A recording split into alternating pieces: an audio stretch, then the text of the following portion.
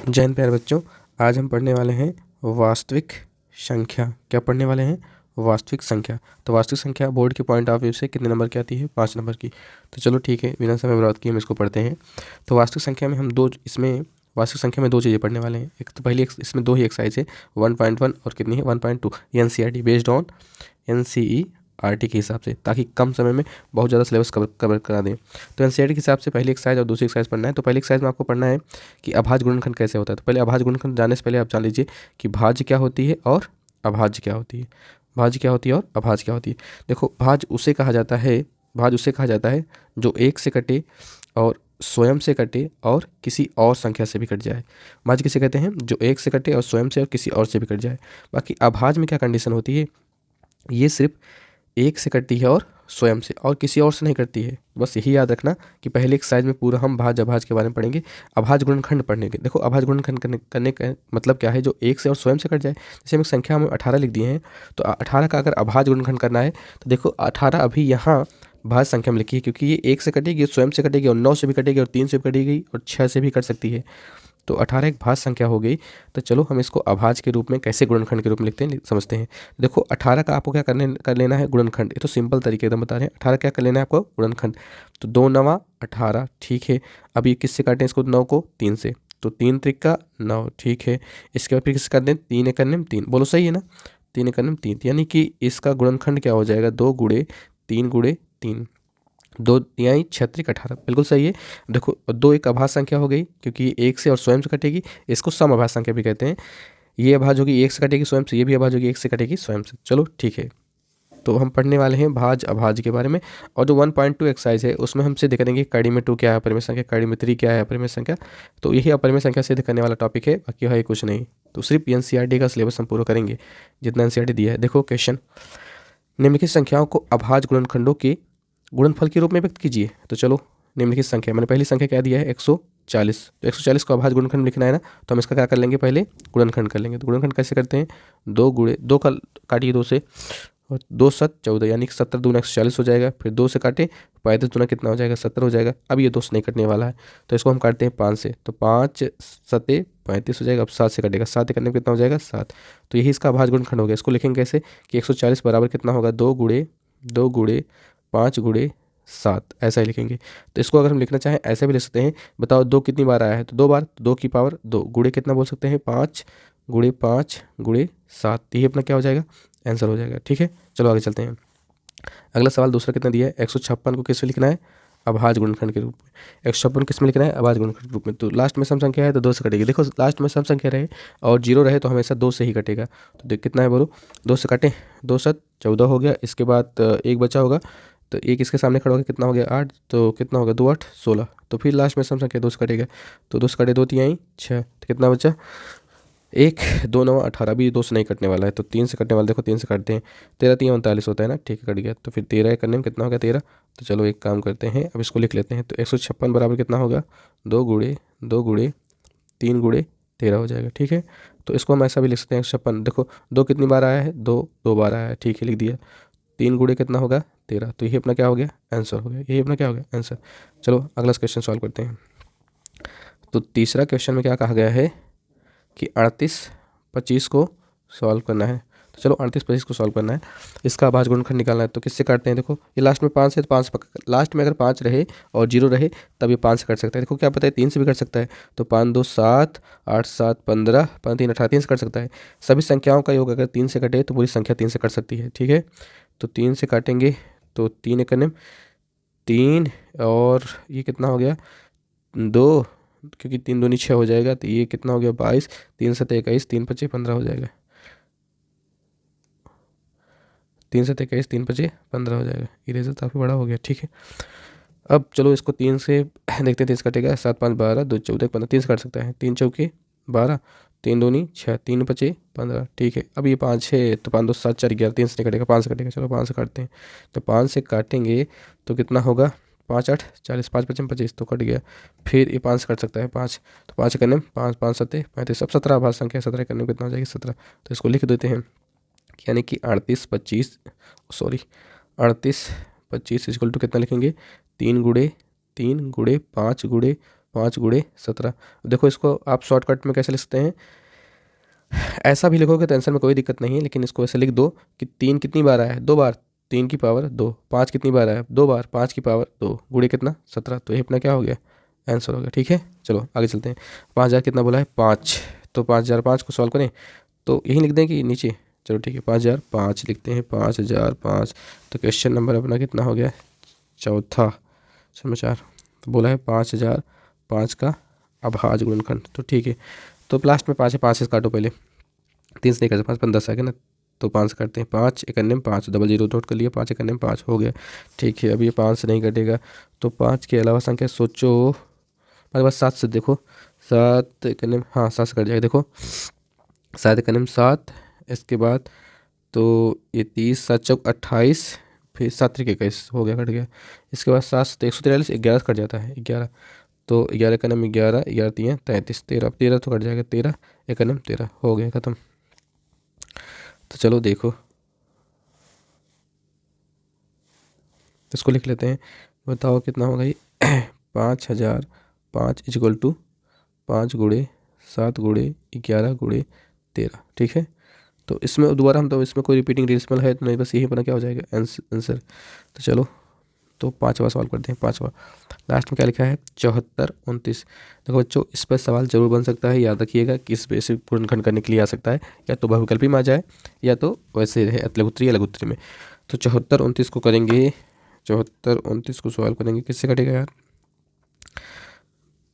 3 से नहीं कटेगा, हाँ नहीं कट रहा है, 3 5 7 11 11 11 से नहीं कटेगा, 13 से नहीं कट रहा है, 17 देखो, हाँ 17 से, 17 68 7 51 सही से 10 कट जाएगा, देखो तो 17 चौका 68, 68 4 2 6, तो ये 62 हो गया। तो 17 तिरिक 51, तो 51 51 10 61 11 11 11 में 119, तो 17 7 119 होता है। ठीक है, कट गया। 17 के बाद अभी दोबारा 17 से नहीं कट रहा है, तो 19 से काटो, हाँ 19 से कट जा रहा है, देखो 19 दूना 38, 3 5 57, 19 तिरिक 57, अभी 23, तो अच्छी बात है 23 मिल गया, 23 करने में 23 खत्म। तो 74 19 29, इस सवाल संख्या ध्यान से पूरा सोचना, ये बहुत बड़ी थी, 17 गुणे 19 गुणे 23, इसमें भी कोई रिपीट नहीं कर रहा है, तो ये अपना क्या हो जाएगा, आंसर हो जाएगा। ठीक है, बोलते हैं अगला क्वेश्चन दूसरा में क्या कहा गया है कि पूर्णांकों के निम्नलिखित युग्मों के HCF और LCM ज्ञात कीजिए तथा इसकी जांच कीजिए कि दो संख्याओं का गुणनफल HCF और LCM के बराबर है। तो ठीक है, सॉल्व करते हैं। तो हमसे क्या कहा गया है, 26 और 91 ना, तो 26 और किसके बारे में बोला है, 91, तो 26 और 91 लिख लेते हैं, 26 और 91। तो 26 और 91 को हमें गुणा भी करना है और इसका LCM और HCF निकालना है, तो पहले LCM HCF निकाल लेते हैं। तो 26 लिख लेते हैं और क्या लिख लेते हैं, 91। तो याद रखिएगा 26 का गुणनखंड आप ऐसे कर सकते हैं, ऐसे रूल से ना, तो 26 आसान है, थोड़ा शॉर्टकट कर लेते हैं। 2 गुणे कितना कर लें, 13, 13 दूना 26, तो 7 गुणे कितना कर देंगे, 13, तो 13 7 91 होता है ना। अब एक काम करते हैं, तो सबसे पहले इसका निकाल लेते हैं HCF। देखो HCF उसे कहते हैं जो दोनों में क्या होता है, कॉमन होता है। देखो दोनों में ये कॉमन है ना, तो अपने 13 क्या हो जाएगा HCF। बाकी अगर LCM हमें निकालना है तो हम LCM के लिए क्या करते हैं कि जो कॉमन हो तो उसको तो नोट करते ही हैं, जो कॉमन है उसको भी नोट करते हैं। जैसे 13 कॉमन था, नोट कर लिया। अब क्या बचा है, दोनों में 2 बचा था और क्या बचा था 7, यानी कि इसका करना है गुणा। तो 2 गुणे कितना होगा, 14। तो जब 14 का गुणा करेंगे तो कितना आएगा, तो 14 गुणा करेंगे, 14 28 34 42 की 2, 14 करने 14 और हासिल लगा 4, 14 4 कितना हो जाएगा 18, तो 182 इसका आ जाएगा LCM और HCF कितना आ गया, इतना। तो हमें सवाल वाला कंडीशन बद में क्या बोला है, तो वही सॉल्व कर लेते हैं। सवाल वाला बोला है कि दो संख्याओं का गुणनफल किसके बराबर होना चाहिए, HCF इंटू LCM के। तो ठीक है, बराबर करते हैं दो संख्याओं गुणनफल।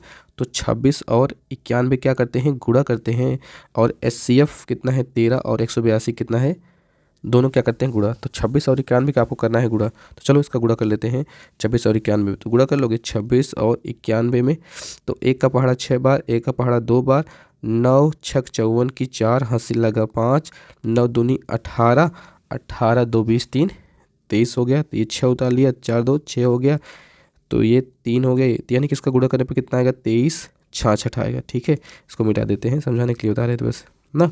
ठीक है, तो बराबर का इसका भी इतना ही आना, तो 3 दूनी 6, ओ सॉरी यार, 8 त्रिक 24, इसके बाद 3 एक 3 और 2 हासिल लगा था, 3 2 5, 2 8 एक 8, फिर 1, फिर ये 6 4 2 6 8 5 13, 1 1 2, कितना आ गया 23 66। थोड़ा जल्दी करने में मिस्टेक हो गया, सॉरी। देखो मेरा इस पे अनुभव पहली बार है, तो थोड़ा मेरा साथ देना। कहाँ से, वैसे मैं ऑफलाइन पढ़ा हूँ, ऑनलाइन पहली बार ट्राई कर रहा हूँ। इसके पहले एक बार ट्राई किए थे तो अच्छा नहीं लग रहा था बस। ठीक है, अगला दूसरा क्या है, दूसरा 510 92 है, 510 92, 510 और 92, 510 और 92। चलो इसको सॉल्व करते हैं, 510 और अगले वाले में कितने लिख दें 92। तो चलो इसको सॉल्व करते हैं। देखो ना, इसको अगर ऐसा गुणनखंड नहीं करना है आपको, तो आप एक काम करिए, इसको हम अगर सोच लीजिए 51 गुणे कितने लिख सकते हैं 10, तो 51 को और तोड़ सकते हैं ना। तो बताओ क्या 17 त्रिक 51 होता है क्या? और इसको कर सकते हैं 2 गुणे 5 कर सकते हैं क्या? बिल्कुल सही हो सकता है ना। तो इसको अगर लाइन से लिखना हो तो ऐसे लिख दो, 2 गुणे 3 गुणे 5 गुणे 5 के बाद 17 हो गया आराम से इसका फैक्टर। तो यानी कि इसका मतलब कुल मिला के फैक्टर कितना आएगा बोलो? आएगा 2 गुणे 3 गुणे 5 गुणे 17। ठीक है, ऐसा आएगा। चलो हो गया। अब 92 को आप 2 के मल्टीपल के रूप में लिखिए कम से कम। तो 2 2 दूना 4, 4 तिहाई 12 मतलब 23, 92 हो गया। तो चलो इसका लिखते हैं LCM और क्या लिखते हैं HCF। तो LCM और पहले HCF लिखते हैं, HCF फिर लिखते हैं LCM। तो HCF किसे कहते हैं? जो कॉमन होता है। तो कॉमन चेक कर लेते हैं, ये कॉमन है, नोट कर लिया, और कुछ कॉमन है, और कुछ कॉमन है, तो सिर्फ HCF कितना होगा 2, इसको मिटाते हैं 2 होगा। LCM 2 को नोट कर लिया, बाकी जितना बचा है सबको नोट करो। तो यहाँ 3 5 17 बचा है, तो 3 5 और 17, 3 5 17 और नीचे 2 और 23, यहाँ लिखते हैं 2 गुणे 23। तो LCM में सबका क्या करना पड़ेगा? गुणा करना पड़ेगा। तो सबका गुणा करो, सबका जब गुणा करोगे कुल मिला के 2 तिहाई 6, इसके बाद ऐसे एक काम करो, 2 तिहाई 6 पंजे 30 दूना 60 गुणे 17 गुणे 23। अब फिर गुणा करो LCM इक्वल टू, तो 17 छक्का 100, तो 0 गुणे कितना कर दें 23। तो 23 का गुणा जल्दी से कर लो यार। तो 10 20 कैलकुलेटर कर देंगे, 10 20 गुणे 23। चलो ऐसे कर 10 20 गुणे 23 सॉल्व करते हैं। आएगा 0 2 तिहाई 0 2 तिहाई 6 0 3 0 4 0 2 एक 2, तो 0 6 4 3 2 आएगा। और ऊपर करते हैं, आएगा इसका LCM 23 460। इसका LCM आ गया ना। तो चलो वही रूल जो कहा है, रूल के हिसाब से काम करते हैं। रूल क्या कहा है? क्या है? दो संख्याओं गुणनफल LCM ना, 2 संख्याओं का गुणनफल बराबर HCF गुणे LCM। तो 2 संख्याओं का गुणनफल करते हैं, तो 510 गुणे 92 बराबर 2 गुणे 23 460। तब जब आप 510 में 92 का गुणा करेंगे, 92 गुणा करेंगे तो आंसर आने वाला है आपका 4 6 9 2 0। इसका भी गुणा करेंगे तो उतना ही आएगा, चाहे गुणा करके देख लीजिए, 4 6 9 2 0, 4 6 9 2 0, तो वही आएगा। तो चलो ये भी क्या आ गया बराबर। अगला क्वेश्चन देखो, अगला क्वेश्चन में क्या कहा है? 336 और 54, 336 और 54। ठीक है, देखते हैं 336 और 54 लिख लिए। ठीक है, चलते हैं 336 और 54। तो क्वेश्चन नंबर 1 2 तीसरा है, 336 और 54, 336 और 54। तो 336 यहाँ लिख लीजिए, इसके बाद 54 लिख लीजिए। तो इसका क्या करना पड़ेगा? गुणनखंड करना पड़ेगा। तो चलो गुणनखंड कर लेते हैं। तो 336 का गुणनखंड करने के लिए काम कर दें, 2 दूना 4 दूना 8 दूनी 16 दूना 32 तिया और गुणे 7। तो गुणा करके देखो 336 का ऐसे फैक्टर कर लो, इतना ही आएगा ना। ठीक है, और 54 तो 9 छक 54, तो इसको 9 छक 54, 9 को 3 तरीका 2 तिहाई, तो इसको 3 गुणे 3 2 गुड़े 3, तो 3 3 9, 3 3 9 27 दूना 54, तो कितना आएगा 2 गुड़े 3 गुड़े 3 गुड़े 3 हो गया। तो चलो इसका निकालते हैं HCF, सिर्फ HCF पर निकालेंगे। 2 कॉमन है, ठीक है, फिर 3 कॉमन है, नोट कर दिया। इसके बाद अब कॉमन कुछ मिल रहा है, अब कॉमन नहीं मिल रहा है, तो HCF कितना हो जाएगा, HCF बराबर 2 तिहाई 6 हो जाएगा। HCF कितना आएगा 6। तो LCM के लिए क्या करते हैं, जो मैच कर रहा है नोट करो, बाकी सबको नोट करो। ये मैच कर रहा था 2 गुड़े 3, नोट कर लिया। बाकी इसमें कौन कौन बाकी था, बाकी ये था, ये था, ये था और ये था। तो कितना हो गया 2 गुड़ा 2 गुड़ा 2, तो 3 बार और गुड़ा 7। अब नीचे वाले में क्या क्या बाकी था, तो ये बाकी था, ये बाकी था, 3 गुड़े 3, सबको गुड़ा करना पड़ेगा ना। 2 तिहाई 6, 6 दूनी 12, 12 दूना 24, 24 दूना 48, तो 48 तक यहाँ लिख लेते हैं, 48 तक लिख लिया। फिर 3 3 9, 9 7 63, 9 7 63, तो 48 गुड़े कर लेते हैं 63, 48 गुड़े 63, 8 1 24 की 4 हाथ से लगा 2, 4 3 12 2 14। इसके बाद फिर हम करते हैं 8 6 48 की 8 हाथ से लगा 4, इसके बाद 6 चौके 24 4 28, तो 4 8 4 12, फिर 8 1 9 1 10 2 1 3, तो आ जाएगा 30 24, कितना आ जाएगा 30 24। चलो आगे सॉल्व करते हैं। तो रूल में क्या कहा है, कहा है 2 संख्याओं का योगफल। अभी काम करें, 2 संख्याओं का योगफल पहली संख्या गुणे दूसरी संख्या लिख दें, चलेगा। तो इसको लिख देते हैं SCF इक्वल गुणे LCM। तो 336 गुणे 54 बराबर 6 गुणे 30 24। जब इसका गुणा करोगे 336 गुणे 54, तो 18 गुणे 144 आएगा, और इसका भी 18 गुणे 18 144, सॉरी 18 144। तो ये अपना क्या दोनों पास बराबर है ना, तो सॉल्व हो गया, ठीक है।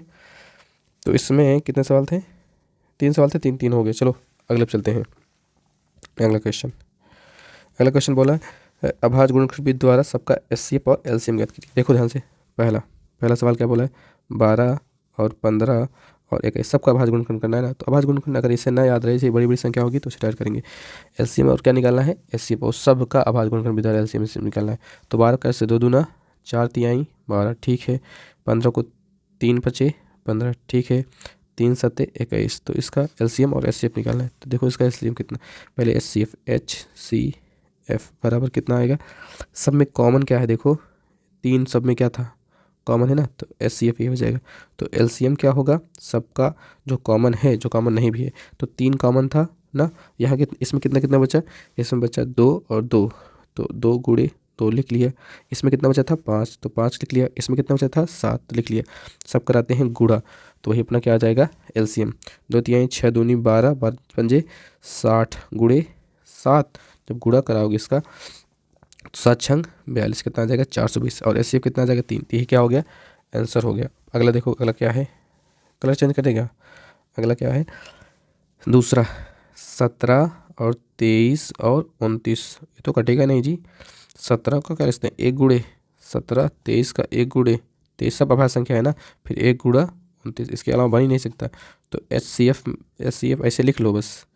HCF कितना आएगा 1, और LCM को सब क्या करते हैं 1 से कोई दिक्कत नहीं, सबका गुणा कर लो। 17 गुणे 23 गुणे 29 गुणे 29, जब सबका गुणा करोगे तो आ जाएगा 11 33 9, गुणा कर लेना, ठीक है। यही क्या हो गया अपना आंसर हो गया। तो अगला सवाल देखो क्या है, अगला सवाल में कहा गया है 8 9 25, तो आपको समझने की बात है बस, सब क्या करना है गुणनखंड ना। तीसरा सवाल में तो 8 को 2 दूना 4 दूना 8, 3 त्रिका 9, 5 पचेम 25, तो HCF, तो HCF निकालना है। अब सोचो अगर HCF निकालना है तो सब में कॉमन देखना पड़ेगा, तो कॉमन कुछ नहीं है, एक HCF होगा।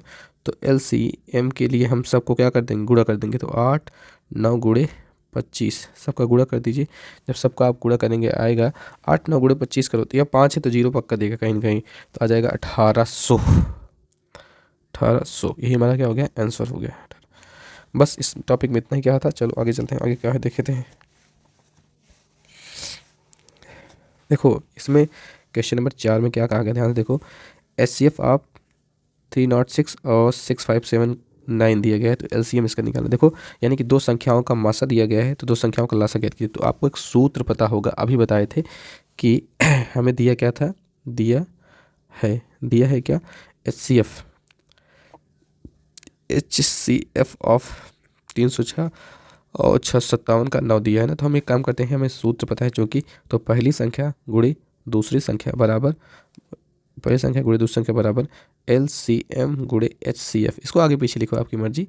तो पहली संख्या कितना है 306 गुणे कितना है 657 बराबर, तो एक काम करते हैं, एलसीएम तो हमें निकालना है तो एलसीएम ऐसे रहते हैं, एचसीएफ कितना दिया है 9, तो 9 का भाग लगा दीजिए। तो एलसीएम बराबर कितना आ जाएगा, एलसीएम बराबर कितना आ जाएगा 306 गुणे 657 भागे कितना होगा 9, तो 9 का भाग लगा दीजिए, जो भी आएगा वही क्या होगा एलसीएम। तो चलो इसको 9 से काट देते हैं ना, देखो इसको 9 से काटते हैं, 9 करने 9 ये 65 है ना, 9 7 63 ना, तो कितना बचा, 2 बचा थे, 9 त्रिक 27, कितना गया 73, 306 ओ सॉरी 306 गुणे 73, तो 306 में 73 गुणा करना है, 306 गुणे 73, तो 6 त्रिक 18 की 8 हाथ से लगेगा 1, 3 जीरो में 0, तो 1 3 त्रिक का 9, 7 छंग 42 हाथ से लगा 4, 7 जीरो में 0, तो 0 हाथ से लगा यहाँ हासिल 4 आ गया, 7 त्रिक 21 हो गया, कितना आ गया 8, तो 1 3 9 4 13, 1 1 2 और कितना गया 2, तो इतना 2 2 3 3 8, ये क्या हो गया अपना आंसर। यानी कि एलसीएम कितना आएगा 22,338, 22,338। ठीक है, चलो अगला लगाते हैं। जांच कीजिए कि किसी प्राकृतिक संख्या n के लिए 6 पावर 0 पर समाप्त होता है। तो ठीक है, इसी का सवाल मिटा देते हैं, आगे सवाल करते हैं ना, 38 था ना, ठीक है चलो मिटा देते हैं, इसी के यहीं पर लगा देते हैं। तो क्वेश्चन नंबर 5 में क्या कहा गया है कि हमें जांच करनी है 6 पावर n 0 पर समाप्त होगा कि नहीं। देखो बात समझो कि कभी भी कोई संख्या 0 तो तब समाप्त होती है जब उसके गुणनखंड में 5 आते हैं। क्या 5 आए, 5 आए और 2 आ जाए ना, यानी कि एक 5 रहना चाहिए, एक ठो सम संख्या रहनी चाहिए, तभी 5 आएगा, तभी लास्ट में 0 आएगा। तो बोला है हमें 6 पावर n क्या 0 पर समाप्त होगा, 6 पावर n 0 पर समाप्त होगा। एक बात समझो, तो इसमें जो 6 पावर n लिखा है इसमें गुणनखंड ही सिर्फ 2 और 3 है, पावर n है, तो n का मान आप कुछ भी रखें, कितनी बार भी रखें, तो ये 0 पर कभी भी समाप्त नहीं होगा। समाप्त अगर 0 पर कोई भी संख्या समाप्त कब होती है, जब उसके गुणनखंड में 5 और कोई सम संख्या रहे। ठीक है, तो लिख देना 6 पावर n 0 पर समाप्त नहीं होगा। नहीं तो समझाने के लिए 6 n का मान 1 रखो, 6 1 जा 6 हो जाएगा, इससे 6 की 2 टाइम्स मल्टीप्लाई करोगे 36 आएगा। तो ये 0 पर कभी समाप्त नहीं होगा क्योंकि इसमें 5 और 2 का मल्टीपल नहीं है। तो लिख देना 6 पावर n 0 पर समाप्त नहीं होगा क्योंकि इसमें 5 और 2 का गुणनखंड नहीं है, 5 या सम का गुणनखंड नहीं है। तो बस इतना ही करना है। ठीक है, सवाल क्या है, छठवां सवाल क्या है, व्याख्या कीजिए कि 7 11 गुणे 13 प्लस 13, 7 गुणे 6 गुणे 5 गुणे 4 गुणे 3 गुणे 1 5 एक भाज्य संख्या है क्यों। अच्छा, भाज्य संख्या कोई क्यों होती है, तो भाज्य संख्या कोई क्यों होती है, क्योंकि ये एक से कटती है और स्वयं से कटती है और किसी और से भी कट जाती है। तो हमें यही खोजना है ना, एक से कटे, स्वयं से कटे, किसी और से। तो 7 गुणे क्या लिखना है 11 गुणे क्या लिखना है 13 प्लस क्या लिखना है 13। तो पहले इसका गुणा कर लेते हैं, इसके बाद इसमें 13 जोड़ेंगे।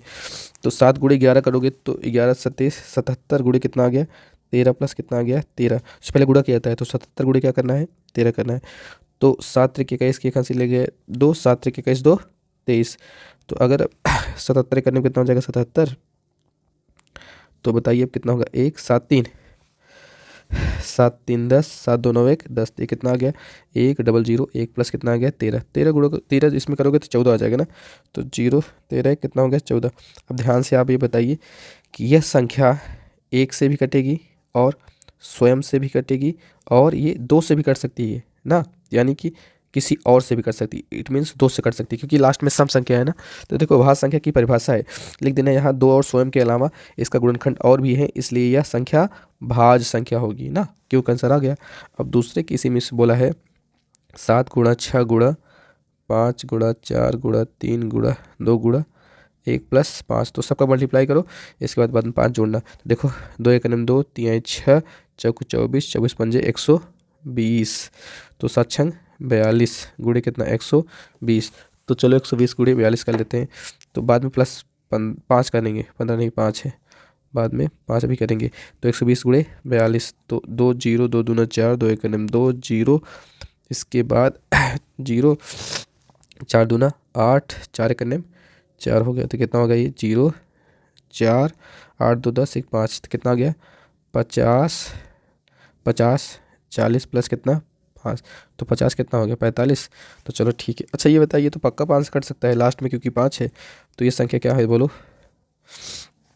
ये संख्या देखो, सोचो, 1 से कटेगी और स्वयं से भी कटेगी और किसी और माने 5 से भी कट सकती है ना, तो ये संख्या क्या होगी, भाज्य संख्या। लिख देना कि यह संख्या 1 और स्वयं और किसी और से भी कट जाएगी, इट मीन्स 5 से कट जाएगी तो ये संख्या इसलिए भाज्य है। ठीक है, देखो हो गया, ठीक है, नोट कर लीजिए। आगे चलते हैं, 7वां, इसको ही मिटा देते हैं। क्वेश्चन नंबर 7 में क्या गया देखो, 7 में कहा गया है कि किसी खेल के मैदान के चारों ओर एक वृत्ताकार पथ है, यानी कि खेल का मैदान है, ओ सॉरी वृत्ताकार पथ है ना, तो चलो वृत्ताकार पथ बना देते हैं। ठीक है, यानी कि खेल का मैदान है तो वृत्ताकार क्या है, पथ है ना। ठीक है, देखो यानी कि एक खेल के मैदान के वृत्ताकार पथ है, इस मैदान का एक चक्कर लगाने के लिए सोनिया को कितना मिनट लगते हैं, 18 मिनट लिख लेते हैं।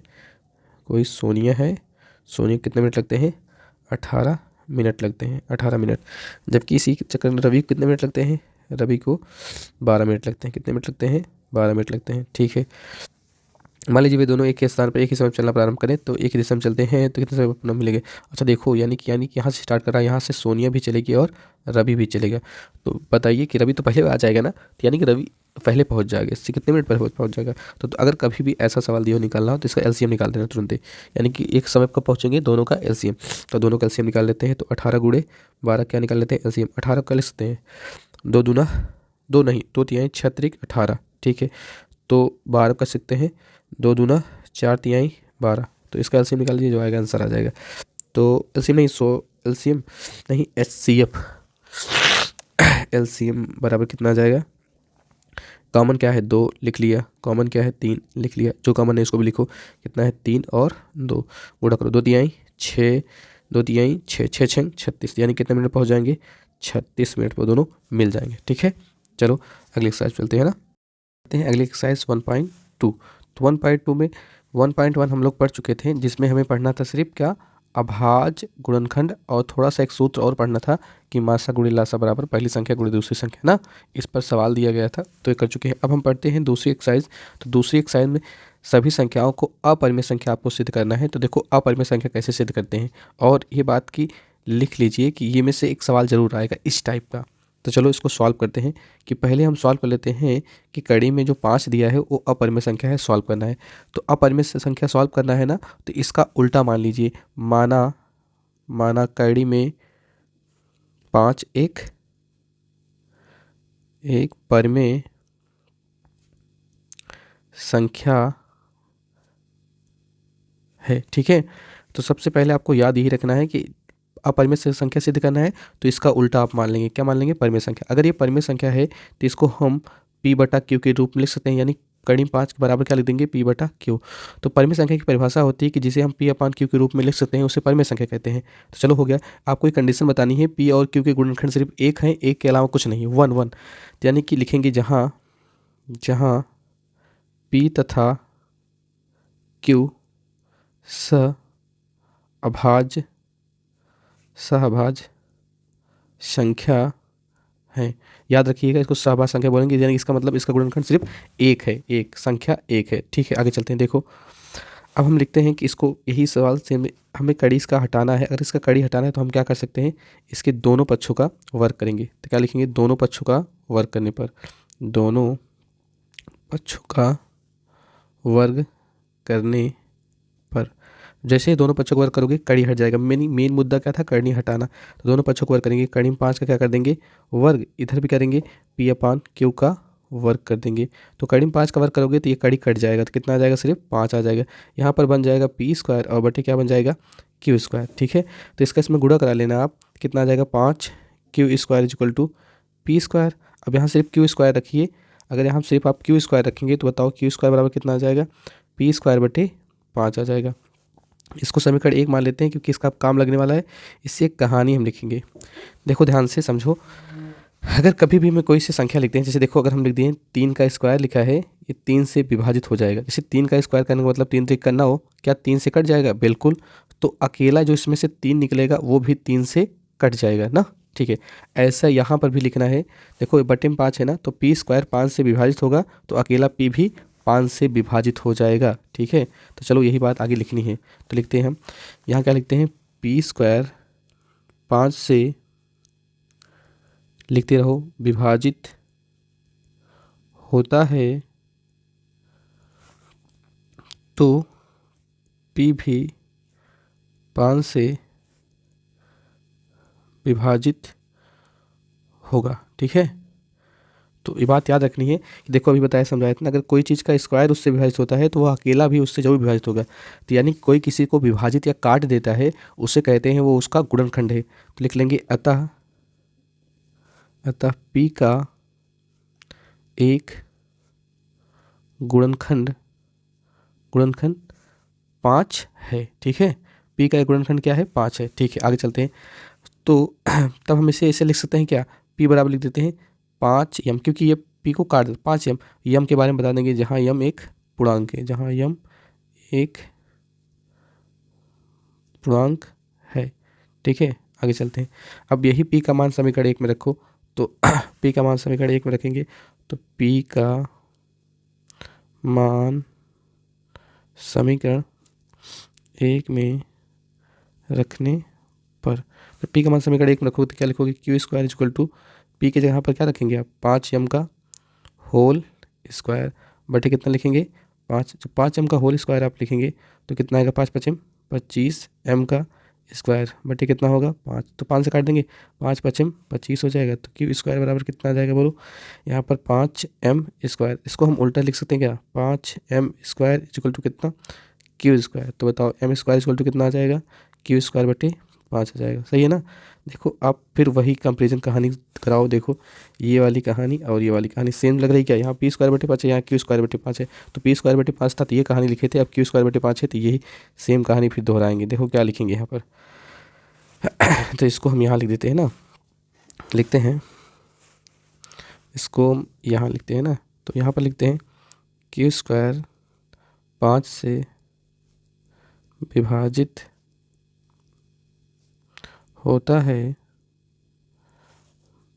तो क्यू भी 5 से विभाजित होगा। ठीक है, अतः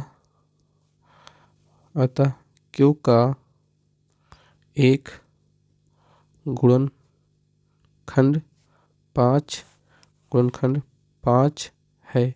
अब यहीं से एक बात समझो आप, तो यहाँ देखो, यहाँ पी तथा क्यू के गुणनफल 5 आ रहा है, जो कि मैंने अभी सवाल में शुरू में आपसे ये बोला था कि पी और क्यू क्या है, सहभाज्य। सहभाज्य कहने का मतलब इसका गुणनखंड सिर्फ 1 होना चाहिए, 1 के अलावा कुछ नहीं होना चाहिए, लेकिन इसका गुणनखंड 5 आ रहा है। तो गलत आ रहा है क्या, तो गलत इसलिए आ रहा है क्योंकि हम लोग गलत माने ही थे। लिख लेते हैं चूँकि यहाँ पी तथा क्यू का गुणनखंड 5 है, 5 है ना, परंतु विरोधाभास से लिख दें, परंतु विरोधाभास से माने कि उल्टा माने थे, या तेज लिख दें कि यह हमारी कल्पना के विपरीत है, अतः विरोधाभास से। अच्छा लिखते हैं यही, यह हमारी कल्पना के विपरीत है ना, अतः विरोधाभास से कणिम 5 एक अपरिमेय संख्या है। ठीक है, हो गया, बस आप यही स्टेप रटे रहिएगा, यही स्टेप। अब यहाँ जो कड़ी में 5 हम कराए, यहाँ कड़ी में 2 हो सकता है, कड़ी में 7 हो सकता है, कुछ भी, चाहे ये संख्या हो सकती है, चाहे ये संख्या हो सकती है। जोड़ घटाना वाली कभी हम समझाते हैं, देखो ये जोड़ में दिया है और घटाना दिया है, तब हम क्या करेंगे ना, उसका हम तरीका शॉर्टकट करते हैं। तो पूरा एक बार देख लीजिए कि क्या दिया है, यही स्टेप नोट कर लीजिए, पूरा नंबर मिल जाएगा आपको। ठीक है, बाद में जो बता दीजिएगा कि पी क्यू गुणनखंड, यहाँ पी तथा क्यू गुणनखंड 5 है, यह हमारी कल्पना के विपरीत है, अतः विरोधाभास से कणिम 5 एक अपरिमेय संख्या है। ठीक है, ठीक है। अब देखो जो आगे के बचे हैं सवाल उनको, तो एक काम करते हैं, इसको पूरा इरेज कर दें ना। ठीक है, देखो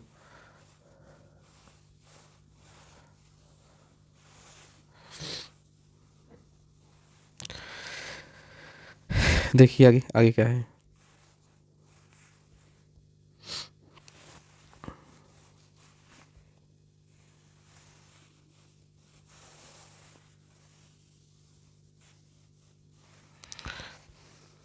देखो हमें सिद्ध करना था कि कौन सा चीज़ सिद्ध करना है कि 3+2 * 5 एक अपरिमेय संख्या है। तो हमें सिद्ध करना है क्या, 3+2 * 5 एक अपरिमेय संख्या है। तो इसको हम मान लेंगे, माना 3+2 * 5 एक अपरिमेय संख्या है। तो इसको हम क्या मान लेंगे, परिमेय संख्या। माना 3+2 * 5 एक परिमेय संख्या है। देखो डायरेक्ट करते थे, परिमेय संख्या है ना, तो इसको हम क्या लिख सकते हैं, 3+2 * 5 = P/Q। ठीक है, लिख सकते हैं ना। अब यहाँ देखिए आगे बढ़ाते हैं इसको। तो यहाँ जोड़ घटा दिए तो ऐसे ही करना। देखो यहाँ लिख सकते हैं इसको 2 * 5 बराबर P/Q, माइनस का 3 हो गया। अब इसको हम और चाहते हैं तो यहाँ * 5 बराबर हम कर सकते हैं P/Q ना, माइनस का 3/2। जब 2 का भाग इसमें करेगा, 2 का भाग इसमें भी करेगा, तो सोचो ये सबको पता है, ये क्या है, देखो ये सबको पता है कि 3/2 परिमेय संख्या है। तो इसका घटाना भी परिमेय होगा, ये भी परिमेय हो जाएगा। लेकिन परंतु ये गलत है, हम उल्टा माने हैं, तो अतः विरोधाभास से क्या हो जाएगा, ये अपरिमेय। ध्यान समझो, जो 3/2 है ये क्या है, परिमेय है। तो इसका अंतर भी परिमेय होगा, जो आंसर आएगा वो भी परिमेय होगा। तो इसका उल्टा क्या हो जाएगा, अपरिमेय, क्योंकि हम उल्टा माने थे। ठीक है, जैसे इसको किए हो सेम ऐसे कर लेना। ठीक है, पूरा कंप्लीट। हाँ, अब इसको अपने मन से होमवर्क हो जाएगा आपका, करो जल्दी से। ठीक है, देखो और एक बात संदेश ये था कि अगर आपको इस पेन टैब से पढ़ाने में, जैसे इसे लिख पढ़ा रहे हैं, अगर नहीं समझ में आ रहा है तो बताइए, हम इसको वाइट बोर्ड पढ़ाते हैं ना, कमेंट करिए। ठीक है, चलिए रखते हैं।